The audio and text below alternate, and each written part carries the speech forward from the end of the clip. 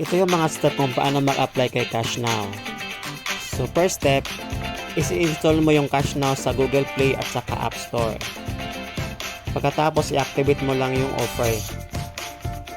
Tapos step 2, i-verify mo yung identity mo online. Lagay ka ng Emirates ID at saka i-next mo lang siya.